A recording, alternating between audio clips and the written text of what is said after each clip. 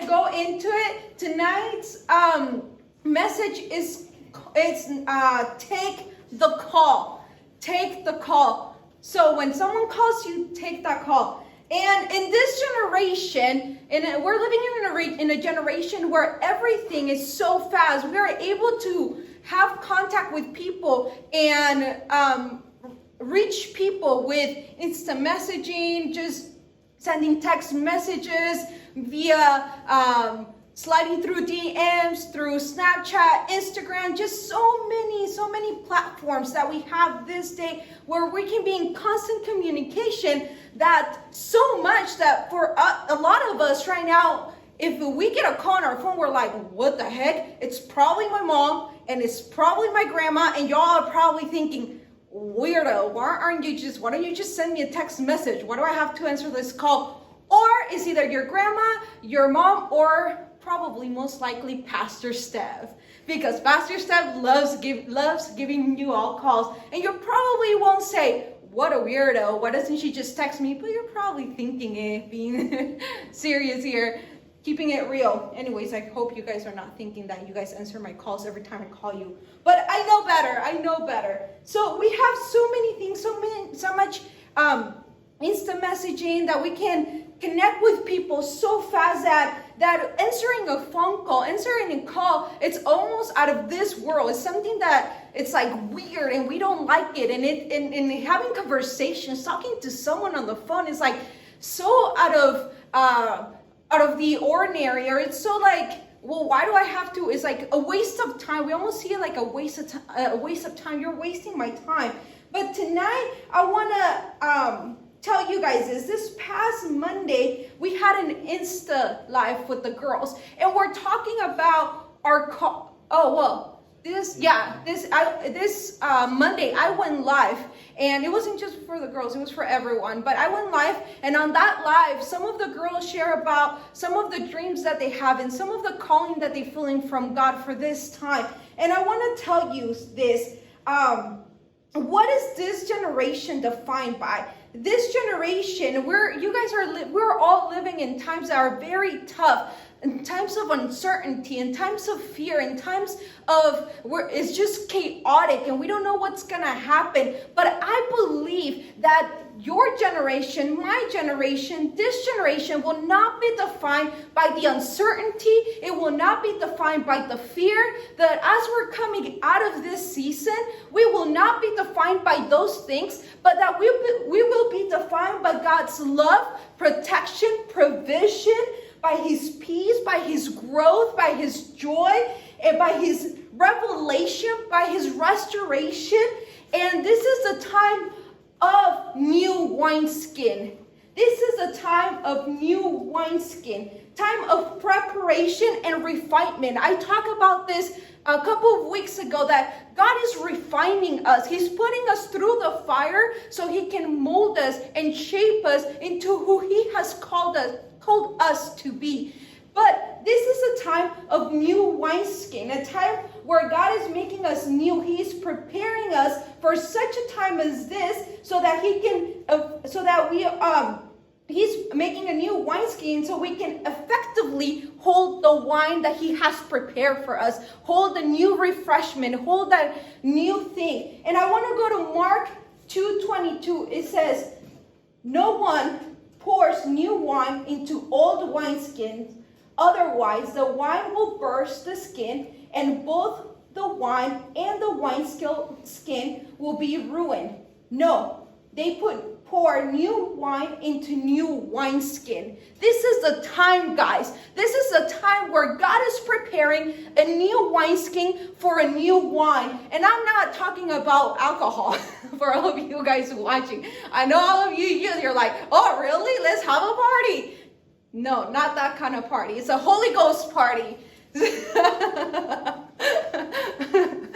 Anyways, God is preparing a new wineskin. He's preparing our spirit. He's preparing us from within so that we can hold every everything that he has prepared for us. So when the doors open, we are strengthened and we are ready and we are bold. He's giving us new power. He is giving us new calling. He is giving us new anointing. He is giving us new gifts. He is giving us a new revelation, and he's giving us a fresh pour of his presence. Are you ready for that fresh pour of his presence? I don't know about you all, but I am pumped. I am ready. I am excited. This Sunday is Pentecost Sunday, yo. Like, I'm going to be bringing my best dance moves. I'm going to be bringing my best hallelujahs.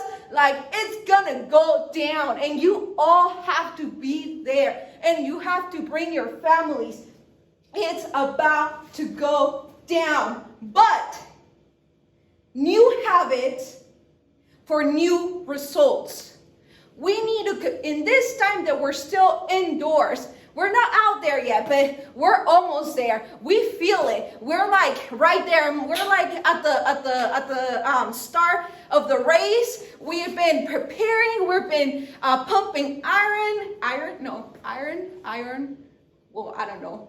Byron. No, not Byron. We've been pumping iron. We've been going on runs. We've been getting spiritually ready for this race to come. And I can feel it within my spirit. We're all there, ready at the start line. And when that thing goes off, we're all ready to run this race for this season. But in order to run this race effectively, we need to continue to build new habits for new results. We're almost there, guys. Continue to build those new habits. Reading your word, spending time in prayer, talking to God, worshiping, doing your devotionals, doing fasting, watching the lives, joining the Zoom calls. Continue to build those habits. We cannot expect anything new unless we're willing to make the change. We can choose to remain the same. We can choose to throw away all this time that we've been given, because this time, guys, it's not just free time. This time was given to us. It was a gift for such a time as this. God said, I'm going to give you this time. What are you going to do with it? What will you do with it? I'm going to give you this time. Will you create new habits? Will you spend more time with me? Will you tap in? Will you take my call? Will you take my call, sons and daughters? What will you do? What will you do with this free gift that I'm giving you? So, new habits for new results. Again, we can choose to stay comfortable. We can choose to stay complacent and continue to be lazy, spiritually lazy. Or we can build those habits and run that race. There's so much. There's so many people that are waiting for you. There are so many families that are waiting for you. There are so many souls out there that are waiting for you, guys. And this is my next question. What have you been hoarding in your heart and in your life? Pastor Gabe and I were watching this show on Netflix. It's called Hoarders. And oh my gosh, it was so crazy. I had never watched a show like that. It was too much. I only watched one episode because it was too much. It was just too much. People living in their homes with just tons of stuff, tons of trash. It wasn't even stuff that was useful. It was literally, some of it was like food that was 10 years old and like just trash. And this specific episode, the house was just completely full, like up to the ceiling. They had very, very small spaces where the couple could walk through. And it was just so sad. Guys, what is the things that we are hoarding in our life, because the things that we are holding on to are the key things that are killing us. The things that we are hoarding in our heart is the things that are killing us. In this show, this environment was killing this couple slowly. They weren't sick. They were financially stable. They were well. But it was this environment, all this stuff that was killing, that they were holding on to, that they thought had value and brought value into their lives, that didn't seem like, they didn't see anything wrong with it at first, until they realized that all this trash, all these things that they were holding to, all these material things that they were holding on to was killing them, was literally killing them, and was literally keeping them paralyzed. So what are the things that are holding you? What are the things that you have been hoarding in your heart? What are those spider webs that are in your heart? Is it a toxic relationship? Is it bad friendships? Is it fear? Is it insecurities? Is it wanting to always please people? Is it performance? Is it hurtful words that were said to you once? Is it a boyfriend or girlfriend that hurt you? Is it pornography? Is it drugs? Is it alcohol? Is it weed? Is it self-doubt, self-pity? Is it sexual immorality? Is it lust? Is it music that is enslaving you? Music that you know is not bringing anything good into your life? Music that talks only about sex, alcohol, drugs, money, power. What is it?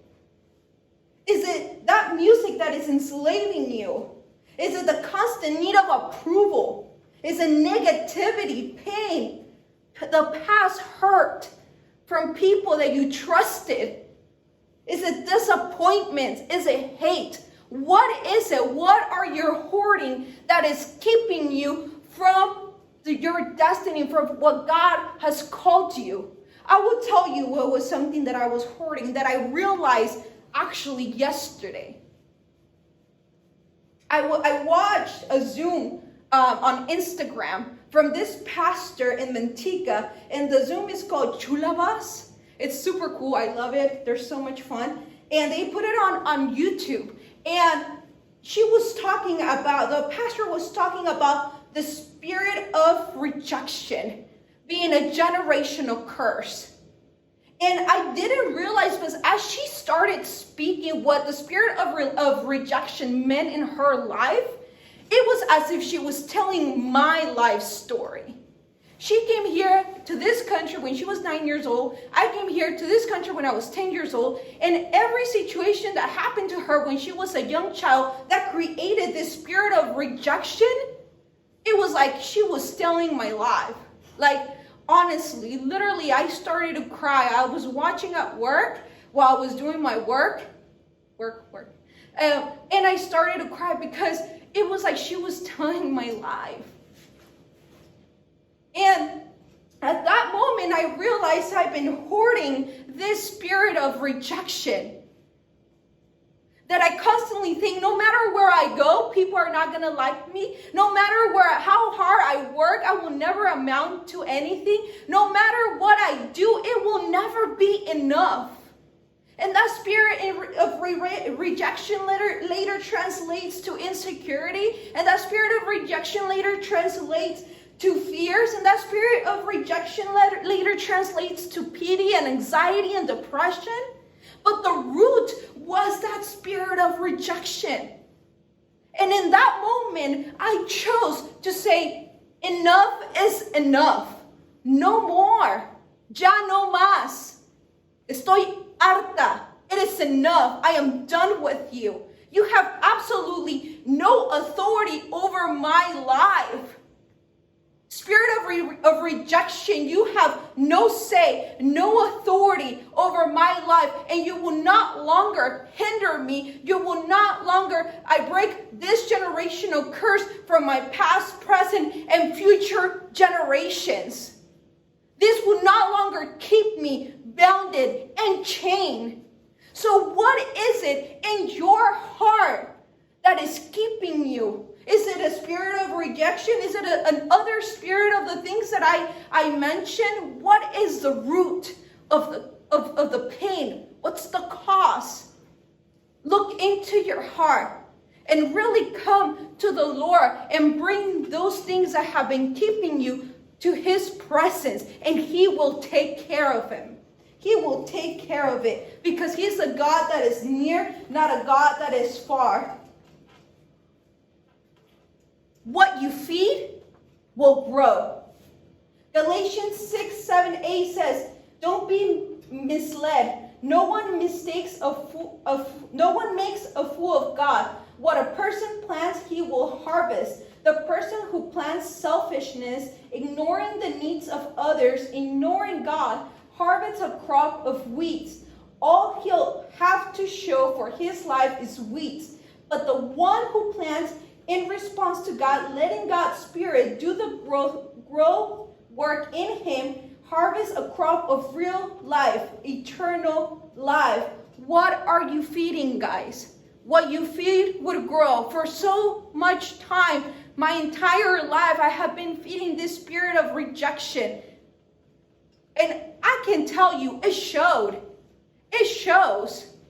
I walk into a room where there's tons of people that I don't know, and immediately my mind goes into, they're not gonna like you, you don't know what to say, you shouldn't even be here, you're not worthy of being in this room, you're too awkward, you're not good enough, you can't even speak English right, they're gonna make fun of you. So what you feed will grow. If we continuously feed those thoughts will grow, and they will make roots within us. What are we feeding, guys? Are we feeding our spirit, or are we feeding our flesh?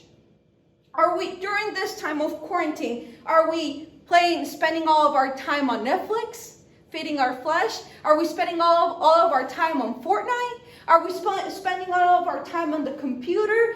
Are we spending all of our time doing all these things that just feed our flesh?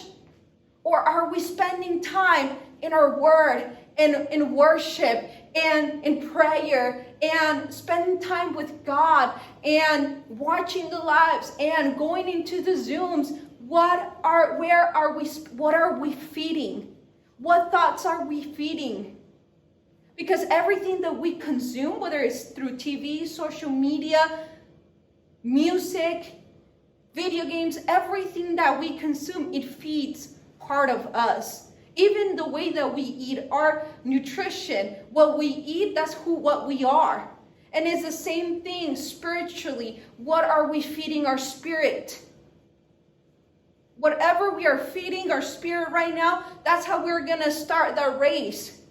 We're either going to start that race strong and prepared, knowing that we fed our spirit, knowing that we did our due diligence, in our reading our word and spending time in prayer. We're going to be strong and ready, or we're going to be malnutrition spiritually. We're going to be weak. We're going to be spiritually anorexic, and we're not going to have the strength to run that race, or we're going to be obese. We're going to be obese with content, obese with media, obese with social media, obese with Netflix, obese with worldly music, obese with Hulu, obese with video games. How are we gonna start that race? Are we gonna start it ready, or are we gonna start it without strength or obese? What we feed, that will grow. Take the call today, guys. Don't wait until tomorrow. Take the call today. Allow God to work in you and walk into what he has been preparing you for during this time of quarantine. Take that call. Take the call. He's at your heart. He's at the door of your heart, and he's knocking. Take his call. Open your heart to him. Someone that opened her heart, someone that took the call that she was meant for at that time was Deborah. You can read her story in Judges. But she said yes to God when in the story it tells how Deborah tells Barak, who he was the leader of the Israelite army, and he tells them, God has commanded you to lead the Israelites and attack Jabin, king of Canaan, and his military commander. His name was, I can't pronounce his name, guy. Sisera, whatever his name was. God tells him, go and you are to lead these people into an attack, and God will give you victory. By this time, Jabin, the king, had been oppressing Israel for 20 years, guys. 20 years. He had been oppressing the people for 20 years. The people of Israel, the people who were called. How many years have you been oppressed? I can say I was at least oppressed by these 20 years, at least 20 years with this spirit of rejection. How many years? And how many years more will we be complacent and continue to be oppressed? How many more years will our generation continue to be spiritually oppressed? And Barak says, cool, I'll go, but if you come with me. He tells Deborah, I'll go, but if you come with me. And she takes the call. She's like, all right, you don't want to go by yourself? I'm going to go with you. And she takes the call, and they go, and they win. And God gives Deborah this victory. Not only was she a prophet, she was also a judge. And she was the only judge that was a woman. And now not only was she a prophet, a judge, now she is a warrior. She's a warrior. Man, that is amazing. At that time, there was not any women that were warriors or prophets or judges, but Deborah was. Why? Because she took the call. She said yes to God. And then there's another woman in this story. Her name is Jael. And this woman kills Sisera, the commander of the Canaan army. And it says that she strikes his head, and he ends up at her feet. This is the time, guys, that as we take on the call and we say yes to God, this is the time where God will put everything that had been stopping us at our feet. Everything that had been holding us back will be at our feet. She didn't have to do it. She didn't have to kill this guy. But she chose to. She chose to not continue these people to continue to oppress. It is our choice, guys. What are we going to do? Are we going to take the call? It is time to take the call. Time to take the call to free our generation from spiritual oppression. Deborah trusted God, and so did Joel. And their answer to God's call was yes. The answer to God's call is, here I am, send me. So what is our answer to that call tonight? My answer to that call is, here I am, send me. Here I am, send me. I know a lot of you that are watching today, God has been speaking into your hearts during this time of quarantine. And He has poured in your hearts the desire to start Christian clubs at your school, and the desire to do bigger and greater things, serving in the youth ministry, serving in the church, serving in your communities. Guys, answer the call. Be strong and courageous. You are ready for such a time as this. You are ready. You are ready. You are enough. You were created in God's image. Take the call and run with it. Take the call and run with it.